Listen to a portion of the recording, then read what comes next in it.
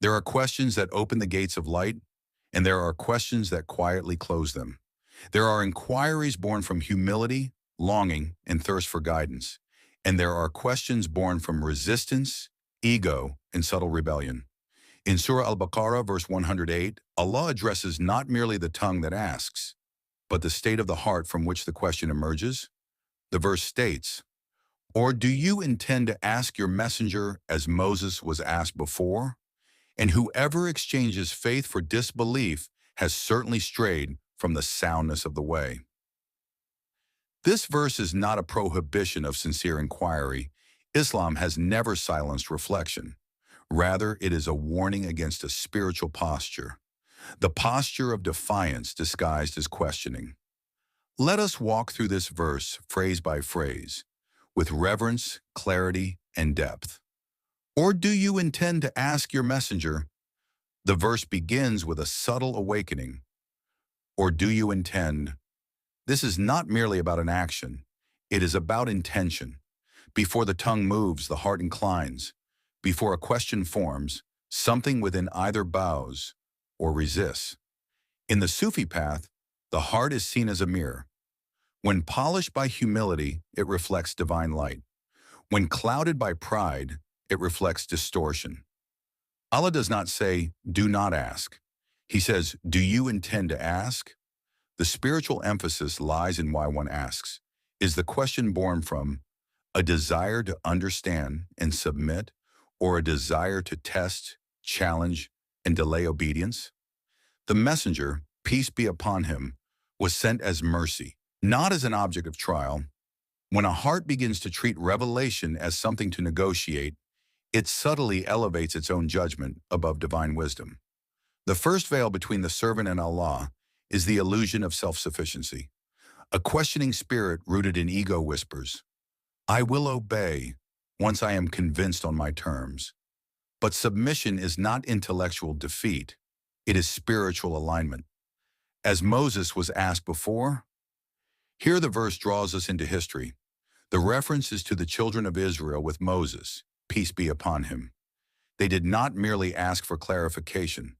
They demanded, "Show us Allah openly. Make for us a God like they have gods.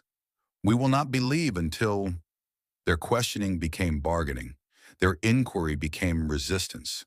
The Sufi masters say, the ego does not reject truth outright, it delays it through conditions.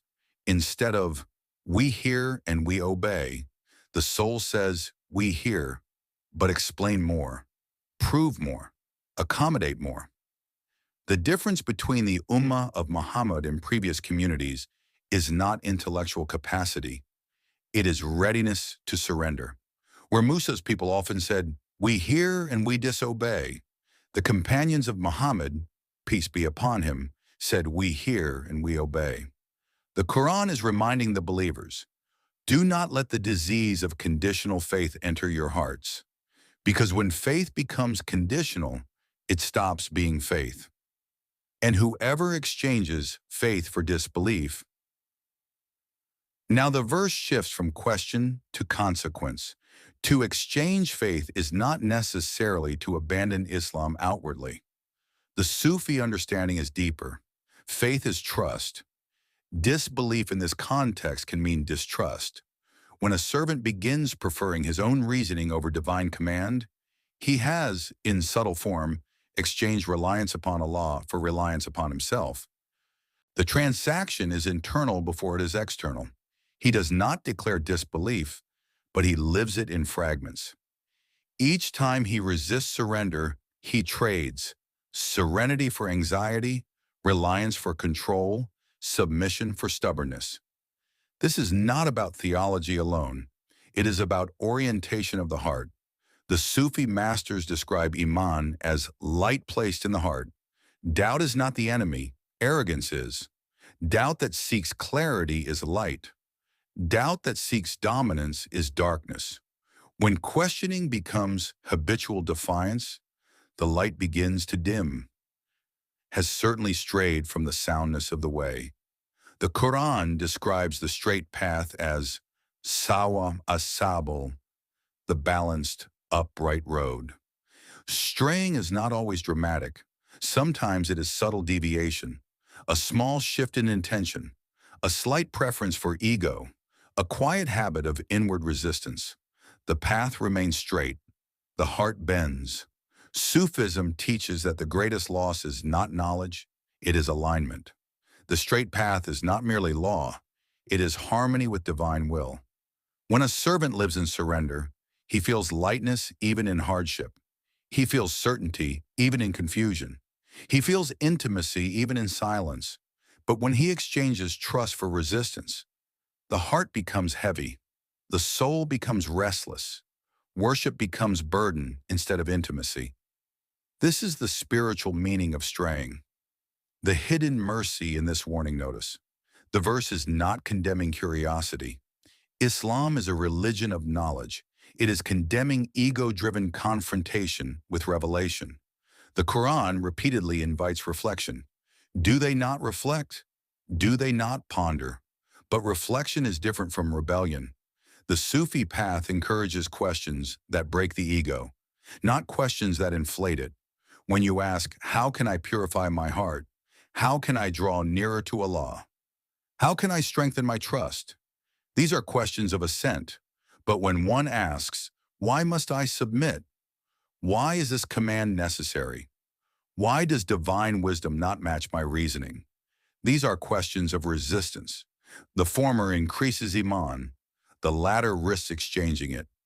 Applying this verse to our lives today, questioning is celebrated as intelligence. Skepticism is equated with strength.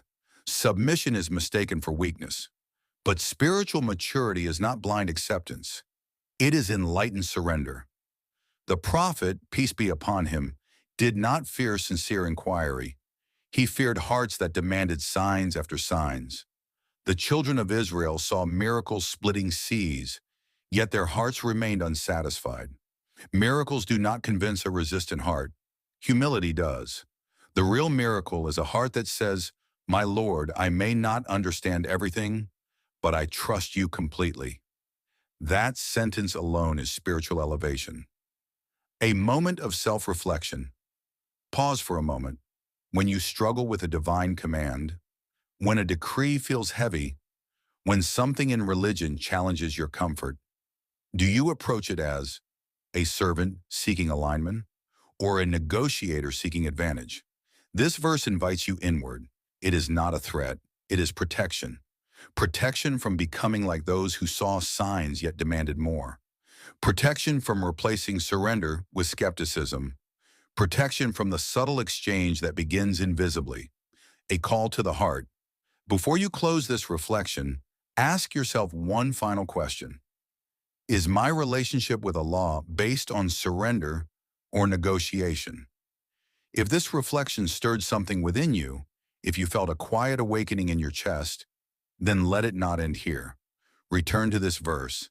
Sit with it. Recite it slowly from the Quran. Let it polish your intention. And may Allah grant us hearts that say, not only with the tongue but with every fiber of our being, we hear and we obey. If this touched your soul, continue seeking, continue reflecting, and continue aligning your heart with divine wisdom until surrender itself becomes your greatest freedom.